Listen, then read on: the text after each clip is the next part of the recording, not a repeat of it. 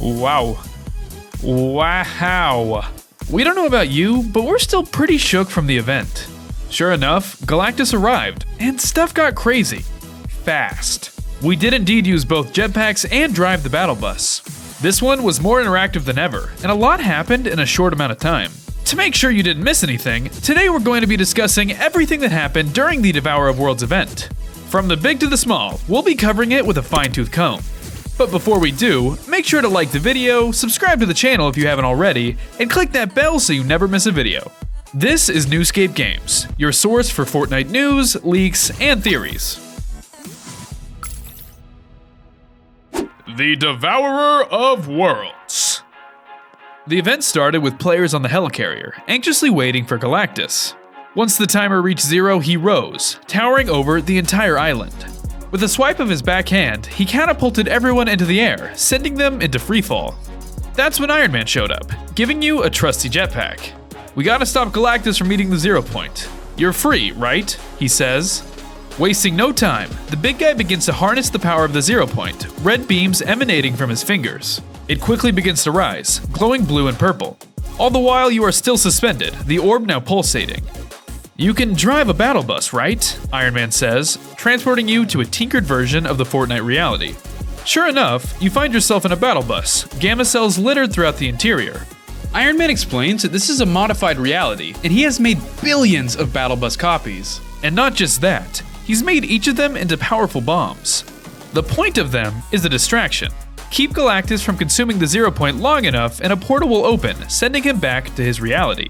This is where the craziness starts. Things that have never happened during a Fortnite live event.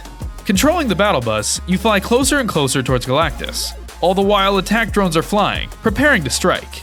Luckily, each battle bus is outfitted with blasters, giving everyone the ability to shoot them down. In the distance, Galactus continues to consume the 0 point. Like Tony states, the view is beautiful and horrifying. You're now close, and unfortunately, Galactus has spotted you. Luckily though, Thor comes to the rescue, diverting your war wagon from his giant hand. Well, kinda. He actually sends you through his fingers. Iron Man then flies your bus to Galactus' arm, where attack drones begin to target you again. As well as shoot them down, you must also avoid running into different pieces of exposed metal. As you near the end of his arm, a swarm of robots surrounds you. Out of nowhere, Wolverine hops onto the hood of your bus to help. With a large slash of his claws, he destroys multiple of them. You're now free from Galactus' arm, with a pretty view from outside the window. Sure enough, just as Tony planned, the Devourer of Worlds takes the bait. He begins to inhale the buses, hundreds at a time.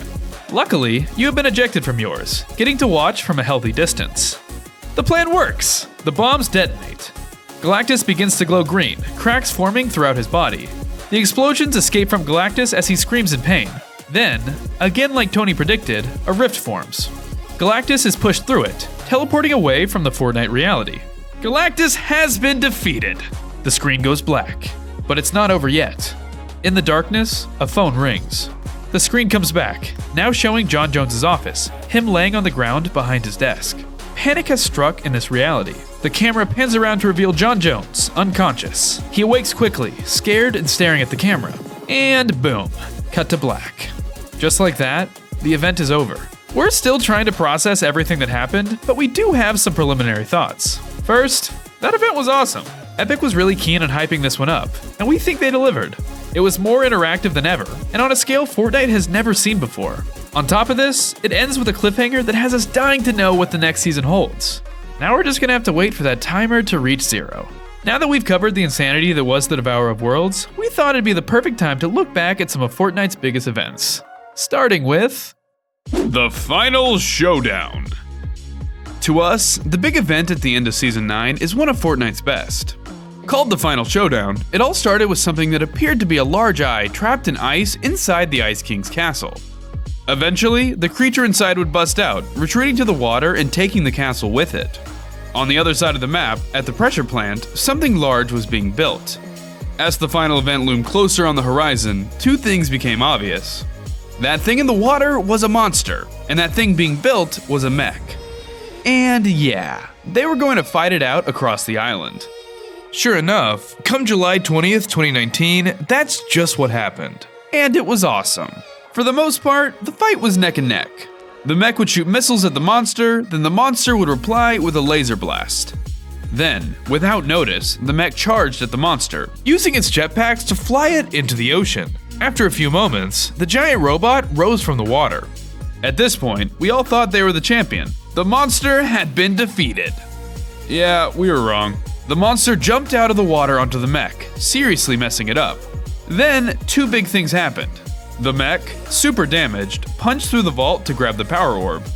Squeezing it, its one working arm began to glow blue. It then retreated to Neo-Tilted, uprooting the Singularity statue, revealing it to be a sword. In a moment ripped straight from a big blockbuster action movie, the mech, in slow motion, stabbed the monster through the eye. Just like that, the big green beast had been defeated. After a quick little one-armed floss, the mech flew into the air. Don't ask us where they went though, because we have no idea. This event is definitely up there as one of our favorites, potentially being number 1. The build-up was awesome, checking back to the power plant periodically to see the progress of the mech, or seeing the monster slowly inch closer towards the island. And the event itself beyond delivered, giving players a healthy mix of Fortnite lore and all-around coolness. The Ice Storm. Near the end of Season 7, an ice sphere appeared on top of Polar Peak. Inside it sat the Ice King, holding a small fragment of Kevin the Cube. Across the island, TVs broadcasted warnings of an impending ice storm. On January 19th, the sphere cracked, the Ice King being released from it. He would proceed to create a large, almost holographic version of himself, releasing his power onto the island. This essentially boiled down to covering the entire map in snow. Within that snow, though, were husks. Players were then given the new Ice Storm challenges, upon completion receiving a new weapon wrap and glider. We feel that this event is somewhat forgotten in the Fortnite community. At NewScapeGames, though, we appreciate the map changes and playability it brought. Adding husks into the map changes every player's strategy, since you have to deal with them and other players. Having the end season bad guy changing the entire island, even if just covering it in snow, is awesome. Beyond that, giving us additional goodies for completing challenges, that's great, and makes the endgame event even more interactive. What are your thoughts on the Ice Storm event? Let us know in the comments down below. Blast off! For this next event, we're taking you all the way back to Season 4. In our opinion, this is when the storyline of Fortnite really started. Sure, having meteors hit the island the season before was cool, but it was really just random. Blast Off, on the other hand, introduced characters to the storyline that are still discussed today. We're referring to the Visitor, Season 4's secret skin. One of that season's gimmicks were Hop Rocks, small crystals that could be consumed for an increased jump height.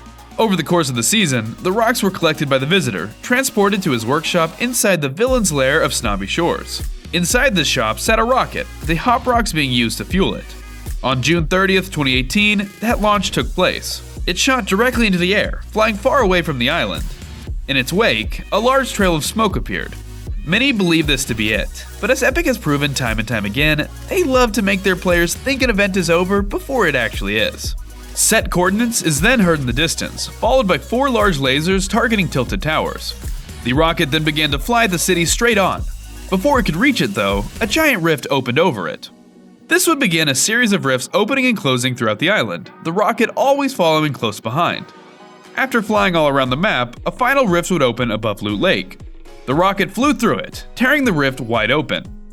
This would become known as the Crack in the Sky and would play into later Fortnite events, like the Durburger sign disappearance and the inclusion of otherworld objects like the Viking ship. Sure, this event may be considered ancient by Fortnite standards today, but we still hold it near and dear to our hearts. At the time, we had never experienced anything like it in a video game. Getting to watch it live was something special. Being next to friends and strangers as the rocket launched was unlike anything we had ever seen in a multiplayer video game. It wasn't a cutscene or cinematic, it was something live that we all got to experience together. To us, Blast Off is part of the reason we still play Fortnite today. Okay everyone, that's gonna do it for this video. What did you think of the Devourer of Worlds event? Was it everything you hoped it to be, or are you left feeling disappointed? Whatever the case, let us know your thoughts down below. Check back here soon too, since we'll be covering everything Chapter 2 Season 5 in the coming days. Make sure to subscribe, like the video if you haven't already, and click that bell so you never miss a video. Oh, and use code NewScapePRO in the item shop. This has been NewScapeGames, your source for Fortnite news, leaks, and theories. See ya!